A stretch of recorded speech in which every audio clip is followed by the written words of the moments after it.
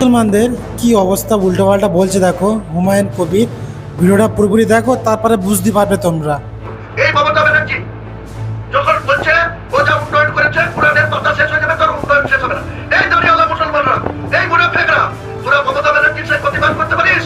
হারামখোররা, হারামখোর মুসলমান, মমতা ব্যানার্জির চটি চাটা মুসলমান, এই মুসলমানদের মোকাবেলা করার জন্য হুমায়ুন কবির প্রস্তুত আছে। মমতা ব্যানার্জির এত বড় স্পর্ধা যে কোরআনের সঙ্গে কম্পেয়ার করে নিজের উন্নয়নের, সে বলে যে কোরআনের কথা শেষ হয়ে যাবে, তাও আমার উন্নয়ন শেষ হবে না, আমার স্কিমের প্রচার শেষ হবে না। এই দাঁড়িয়েওয়ালা হারামখোর মুসলমান, যারা চটি চাচ্ছিস, যারা মমতার পা চাচ্ছিস, তারা কেন প্রতিবাদ করিস না রে? তোরা হারাম খেয়ে তোরা আল্লাহ সাহায্য পাবি? তোদেরকে কবরের শিব পুড়ি রড পুড়ি ঠাকা দেবে, তোদের ক্ষমতা নাই, তোরা নিজেরা পাচ্ছিস। দাঁড়িয়ে ঝুলেই মুসলমান হয় না, হারাম খেয়ে বেড়াচ্ছিস আর হুমায়ুন কবিরের পিছনে লাগছিস। জোরটা মেয়ে পার হোক, যে কটা দাঁড়িয়েওয়ালা আমার বিরুদ্ধে বলেছিস, তোদের ওই দাঁড়িয়ে ধরে তোদের